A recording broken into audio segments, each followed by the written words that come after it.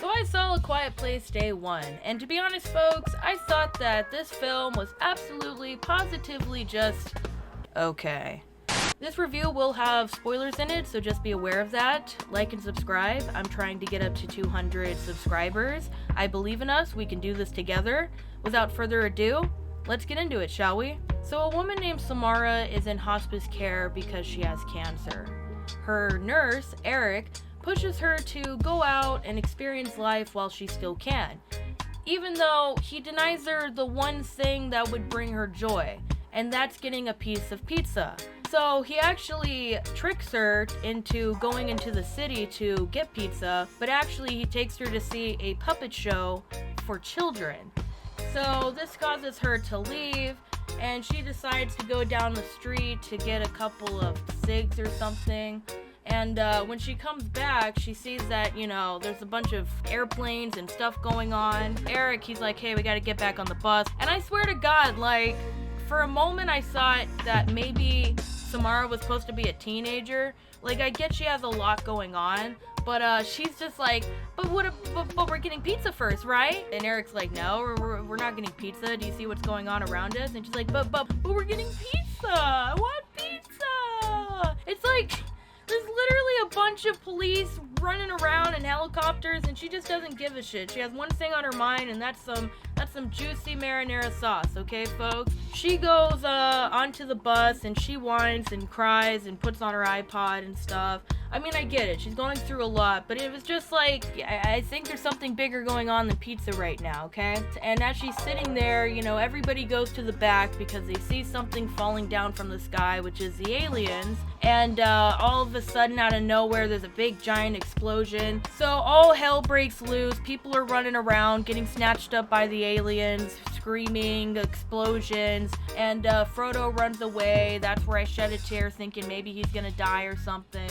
But no, we all know he's not, because after Samara gets blasted by a bomb, she wakes up underground, and she's surrounded by a bunch of people who don't know what's going on, and they're all quiet, and they're telling her to be quiet because they've obviously already figured out that that's how the aliens get attracted to them. Somebody gives her back her cat. Frodo was just found. He survived. Okay, cool. Frodo gets scared by an alien. There's a little tension scene where, you think the cat's gonna die, but he doesn't die.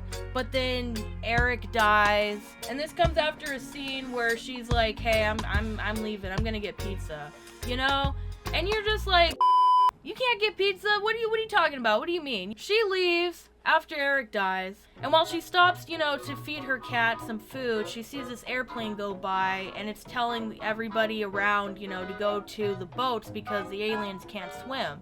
So, these kids are trapped under this fountain, and she tells them, hey, let's go to the people, to help you get to the boats. And I don't know, these characters, they weren't relevant at all. It was just it was just to get to the next part, which is basically everybody combined together is making too much noise. So again, all hell breaks out. This guy pops out of a subway, and here's the thing, he comes out of the subway that's flooded, and so he was basically drowning, and he comes out like, and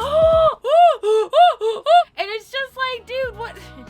Wouldn't an alien eat his ass by now? You can't even drop a freaking grain of rice without these motherfuckers showing up. Okay, but whatever. So Frodo shows up and saves his ass by basically taking him to Samara, who's like, thank you for returning my cat, basically, but fuck off, okay? Stop following me. Which starts to rain, and she figures out that, they can start whispering and talking a bit under the rain. So they decide to get out of it. She goes all the way back to her apartment? Why didn't you just get a nurse to help you out at your apartment so you can get pizza whenever you want? I guess that's just all I'm saying. That's all I'm saying. So they both spend the night in Samara's apartment, but the next day Samara leaves Eric behind, and he follows her, gives her a little book with a passage that makes her smile because it's a poem about the situation and all that. It's cute. But She accidentally knocks over a bookcase like a doofus. They both start running away, and they go into the subway station. They go in there, it's flooded with water. There's a bunch of aliens. The guy starts freaking out, which is like, dude, you wanted to join this expedition. Why are you bringing down the morale? Okay, buddy? You get freaked out by the alien. They start rushing and shit. It's so cute because this cat is just on top of this little shift surfboard thing, you know, trying not to get wet. So it's cute. They find themselves after getting out of a hole in a church. Somehow there's a hole in a church now, you know, because of what's happening around them. And Samara is pretty weak because she doesn't have any of her medication. And that's when Eric, you know, decides that he's gonna go out and try to find some for her. And this is where the most pointless scene of the movie comes in. So Eric goes to the store, tries to find medication, gets jump scared by Frodo, leaves the store, and he starts to follow Frodo, who I thought was gonna lead him to like a certain drugstore with certain medication, but no, he leads Eric up this field where all these alien eggs are. And the reason why I call this scene pointless is even though it's showing like a bit of the background of the aliens, like how they make eggs or how they do this and that, what's pointless about it is that f***ing Eric, okay, sees Frodo on top of a beam. And so he decides the best thing to do is to climb up this beam to try to grab this cat. And again, I love Frodo. I love cats. But buddy, how the f*** do you think he got up there? He's a f***ing cat. Okay? So, it's like all this tension, all, whoopity-woo and stuff. The aliens are there. They're doing weird shit with the eggs. And he's trying to grab Frodo, and he's successful, and then it cuts to him with the drugs, giving it to Samara. And I guess what I'm just saying, that seems pointless because, like, I don't know, they could have had him doing anything else than trying to grab a cat who naturally got up that beam itself and could have climbed down itself. I'm just saying.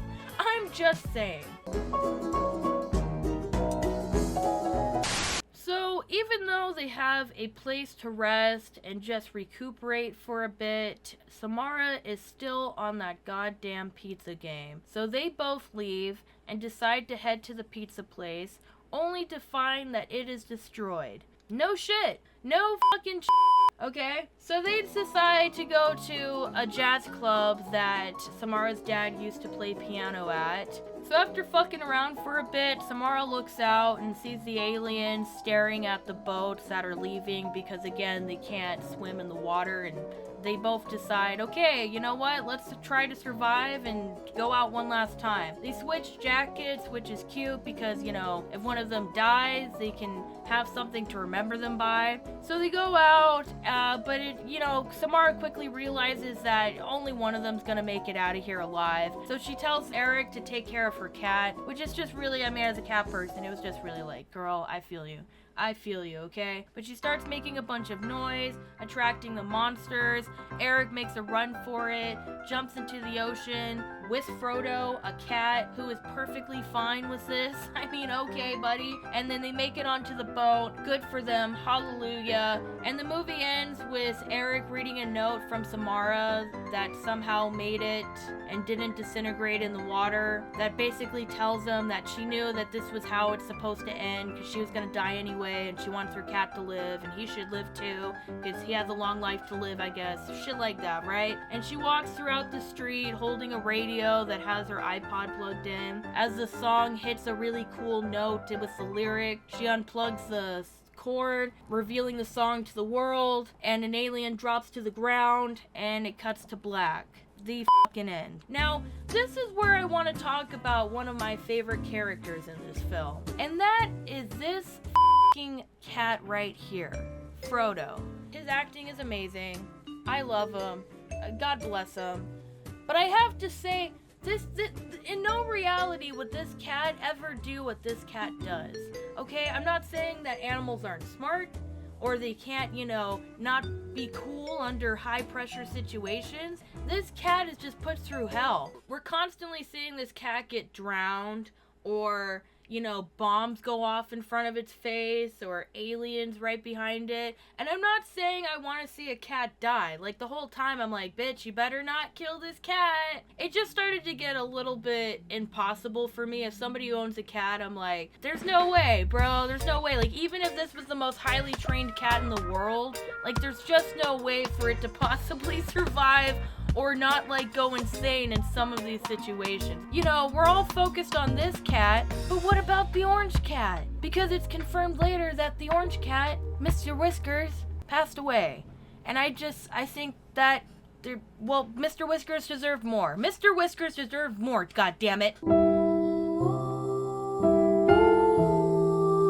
So here's the thing. I didn't think that this movie was bad. Like, is it terrible? Is it the worst thing in the world? No. The cinematography's great. The acting's wonderful. However, I guess it's really unfair for me to say this, but I guess it just didn't feel like it was necessary, you know? Like, it was just an unnecessary sequel in my eyes. And you kind of already know what's happening beforehand due to the other movies, so there was nothing really new and interesting about it. Like, it would have been interesting to see them struggle a little bit more with finding out that you had to be silent so that the monster didn't kill you. Like, they just automatically knew that. You know, so it was just like, okay, I guess we're just battling between not trying to get caught by the monster and stuff. And I know that would have been the same scenario if they were fumbling around, but I guess it would have been a little bit more interesting for them to kind of realize that or whatever. I mean, we just don't see it. And I'm gonna sound like I'm a part of the TikTok generation, like, oh, I just need something to be instant gratification. I need blood and gore on the screen just at all times. But, no, I'm just saying that there's a few scenes that dragged on a bit that just were, I mean, I don't know, you could have focused on something else that was maybe a little bit more important. I really commend the actress who played Samara because she did one hell of a damn job. And I get that, you know, I can give credit to the other actors and the other films who also had to do the same thing. But, I mean, hey, this was her film. She did it, and she did a wonderful job. So there's that. I thought that the aliens, I thought that I was just getting a bunch of ass shots the whole time. Like, I just feel like they couldn't render the face that many times in this film, so they just constantly showed, like, the behind their ass and shit. And I don't know, I'm gonna be a hater here, but, like, there's shots of them in the daytime in the previous films that were scary and pretty cool. And I don't know, just seeing them stand on a bridge, kind of just yelling at a boat, it just kind of took the level of scariness out of it for me. Just a certain level. Anyway, if you guys liked this film, let me know why down below. And if you didn't, well, you know where to go to let me know. Like and subscribe. Like I said, let's get this channel up to 200 subscribers, baby. And have a wonderful day. I hope you're doing okay. And yeah, that's it. Bye. Pie, pizza pie, pizza. Pizza. Give me pizza.